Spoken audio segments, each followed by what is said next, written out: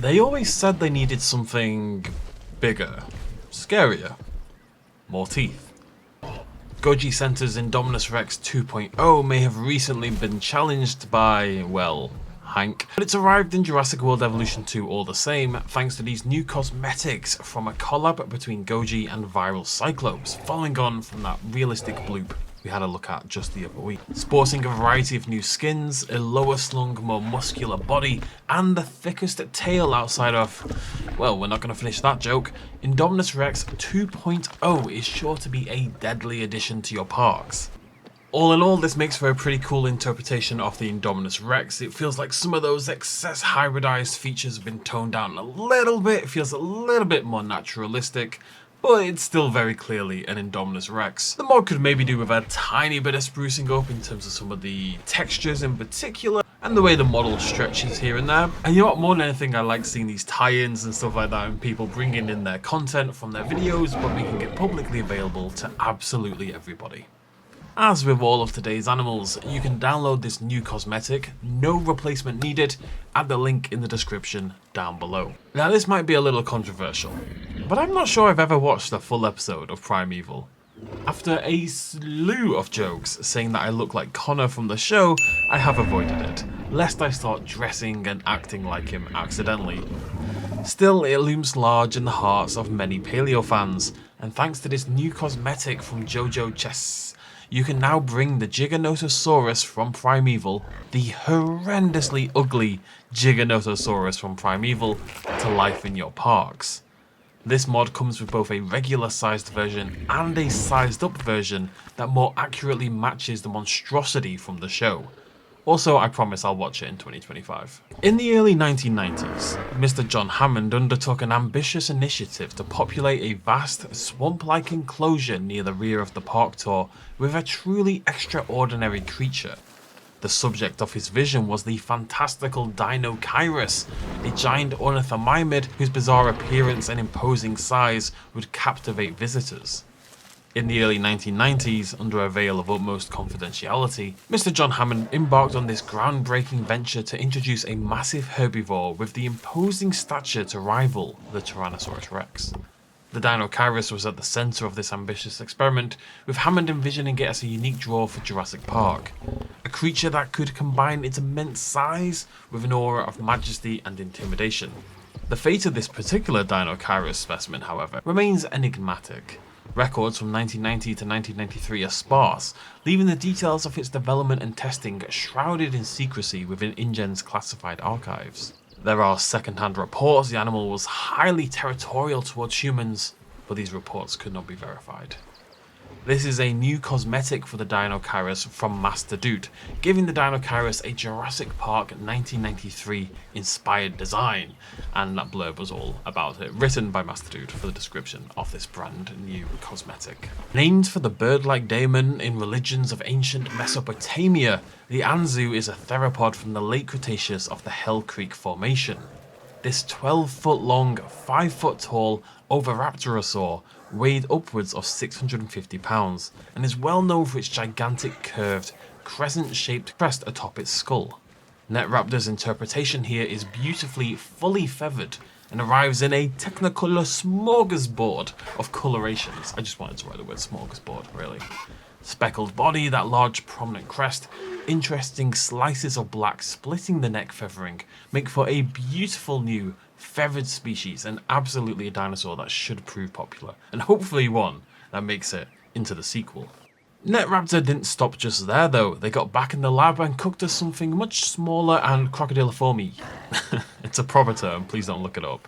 Ararisaurus is a Cretaceous crocodiliform found in the Araripe Basin of Brazil and later also in Africa, a word I absolutely did not have to Google to figure out the pronunciation. Araripe, not Africa. This means Ararisaurus likely originated from Gondwana, as at the time, South America and Africa would have been next to each other. Containing a multitude of species, Ararisaurus was not a particularly large creature, with the largest of the species, Ratoides, reaching only up to 1 meter in length. Rendered beautifully here by Netraptor though, it's very much come to life here on the rig of the Lystrosaurus. You can even make out those exceptionally large eyes we know it would have had thanks to the expanded orbits of the skull. One of those dinosaurs where it's even harder to believe it never made it into the default game.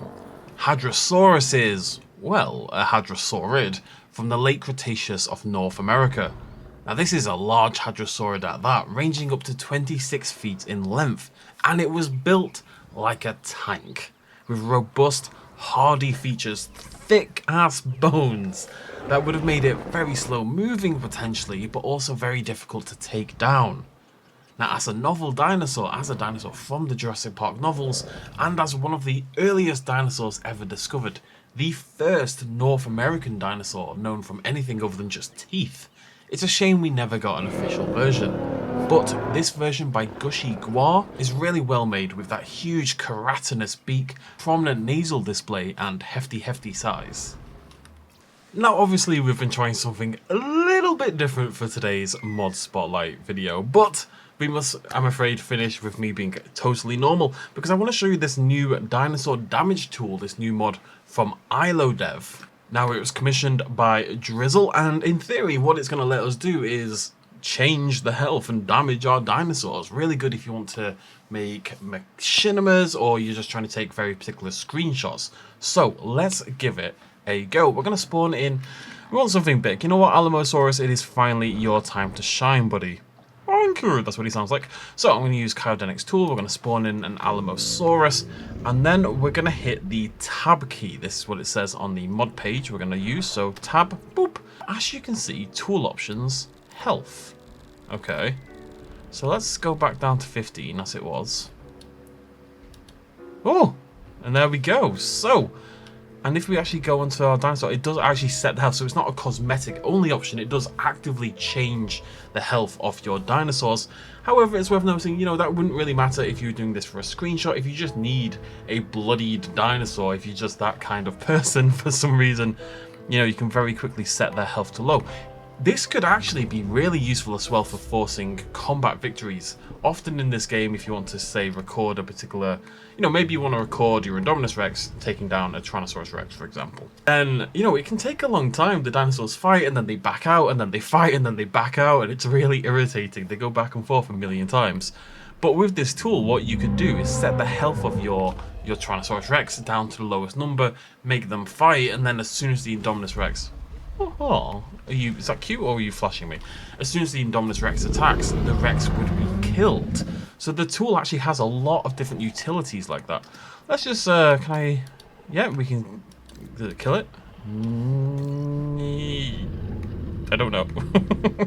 It's hard to tell what's going on. You dead? I think you're okay. Nope.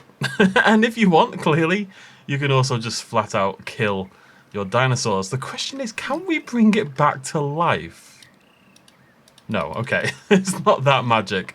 But yeah, really handy new tool. Just cool to have new things from IloDev. Cool to have new tools. We get so many new species and decorations, but new tools are a rarity at the moment. So it's a really cool addition to the game, and I'm sure some of you will find a use for this. This seems like a good place to end the video. So, thank you very much for joining me. I did try something a little bit different today. Obviously the video is a little bit shorter because of that. I don't know if people enjoyed it. I haven't recorded the rest of it yet, so I don't know if I enjoyed it. Please do let me know in the comment section down below, and we can always go back to normal, or we can keep doing this going forward. I have no bloody idea, but thank you very much for joining me. As per usual, as I say, you can download all of these mods at the link in the description down below. And I'll see you lovely folks very, very soon. Thanks for joining me. Cheers much love as always. Bye-bye.